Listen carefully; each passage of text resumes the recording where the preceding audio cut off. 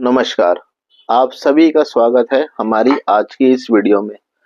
आज की इस वीडियो में हम आपको ये बताने जा रहे हैं कि मकर संक्रांति का क्या महत्व है और क्यों मनाते हैं मकर संक्रांति। तो चलिए वीडियो शुरू करते हैं। मकर संक्रांति हिंदू धर्म में सबसे महत्वपूर्ण त्योहारों में से एक है। नए साल की शुरुआत में ही इस पर्व को बड़े उत्साह के साथ मनाया जाता है। 9 ग्रहों के राजा सूर्य के धनु राशि से निकलकर मकर राशि में प्रवेश करने पर मकर संक्रांति मनाई जाती है। इस दिन से सूर्य दक्षिणायन से उत्तरायण में प्रवेश करता है। इस दिन को देवताओं का भी दिन कहा जाता है। मकर संक्रांति के दिन स्नान, दान और जप तप का विशेष महत्व माना जाता है। मकर संक्रांति को भारत के अनेक अनेक नामों से जाना जाता है। बिहार और उत्तर प्रदेश में इस त्योहार को खिचड़ी के नाम से मनाया जाता है, जबकि पंजाब में लोहड़ी, तमिलनाडु में पोंगल, असम में भोगाली बिहू और गुजरात में उत्तरायण के रूप में जाना जाता है। इस दिन तिल और गुड़ का दान और सेवन करना बेहद शुभ माना जाता है। मकर संक्रांति क्यों मनाते हैं? पंचांग के अनुसार मकर संक्रांति पौष महीने के शुक्ल पक्ष की द्वादशी तिथि को पड़ती है। सूर्य को आत्मा, तेज और जीवन शक्ति का कारक माना जाता है।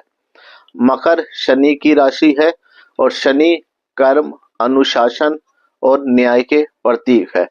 ऐसे में सूर्य और शनि का यह संयोग बेहद फलदायी माना जाता है। इस दिन किए गए दान, स्नान का पुण्य कई गुना बढ़ जाता है। और मकर संक्रांति का क्या महत्व है, अब हम आपको वो बताना चाहेंगे।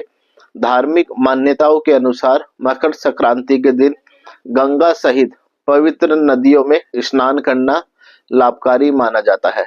इससे व्यक्ति के पापों का क्षय होता है और मोक्ष की प्राप्ति होती है।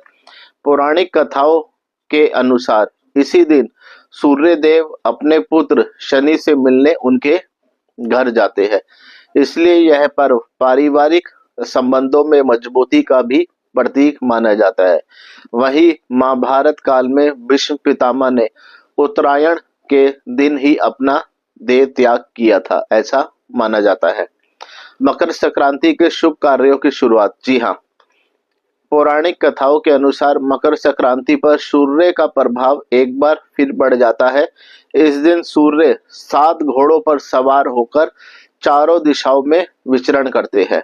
सूर्य के धनु राशि में प्रवेश करने के साथ शुरू हुआ खरमास का अशुभ समय भी मकर संक्रांति से समाप्त हो जाता है और गृह प्रवेश, विवाह और मुंडन जैसे सभी प्रकार फिर से शुरू हो जाते हैं। संक्रांति को केवल ऋतु परिवर्तन का संकेत नहीं माना जाता, बल्कि इसे दान, पुण्य, संयम और नए आरंभ का विशेष पर्व कहा जाता है।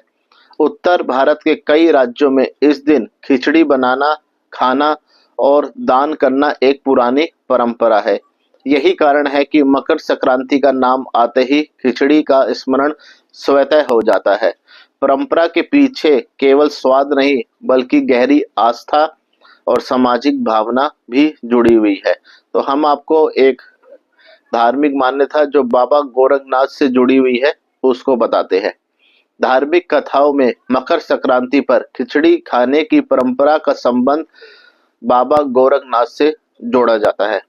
कहा जाता है कि एक समय कठिन परिस्थितियों और आक्रमणों के कारण योगी और साधु नियमित रूप से भोजन नहीं बना पाते थे। ऐसे समय में बाबा गोरखनाथ ने दाल, चावल और मौसमी सब्जियों को एक साथ पकाने की सलाह दी।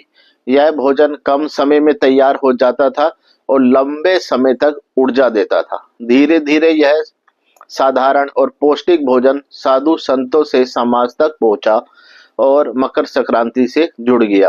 तभी से इस दिन खिचड़ी बनाना और ग्रहण करना उसको शुभ माना जाता है।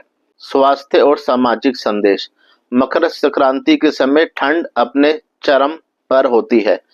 ऐसे मौसम में खिचड़ी शरीर के लिए लाभकारी मानी जाती है। दाल और चावल का संतुलन शरीर को आवश्यक ऊर्जा देता है, जबकि घी पाचन शक्ति को मजबूत करता है। यह भोजन हल्का, सुपाच्य और पोषण से भरपूर होता है। इसके साथ ही खिचड़ी का दान सामाजिक समरसता का प्रतीक माना जाता है। इस दिन जरूरतमंदों को भोजन या सामग्री देने से सहयोग और करुणा का भाव बढ़ता है। कुल मिलाकर मकर संक्रांति पर खिचड़ी खाने की परंपरा आस्था, स्वास्थ्य और सामाजिक मूल्यों का सुंदर संगम है, जो इस पर्व को विशेष अर्थ देता है। पंचांग के अनुसार इस साल यानी 2026 में मकर संक्रांति 15 जनवरी गुरुवार को बनाई जाएगी। तो इसी के साथ हमारी जो आज की वीडियो है यही समाप्त होती है। आपको ये वीडियो कैसी लगी हमें जरूर बताइएगा, और साथ ही साथ यदि आप हमारे चैनल पे पहली बार आए हैं, यदि आपको हमारी वीडियो पसंद आई है तो चैनल को सब्सक्राइब कीजिएगा, और साथ ही साथ सभी से रिक्वेस्ट है बेल आइकन जरूर ऑन करिएगा, जिससे आपको हमारे चैनल की नोटिफिकेशन मिलते रहे। और वीडियो समाप्त करने से पहले हम आपसे क्षमा चाहेंगे, यदि कहीं भी शब्दों में बोलने में हमसे गलती हुई हो तो हमें दिल से क्षमा कीजिएगा।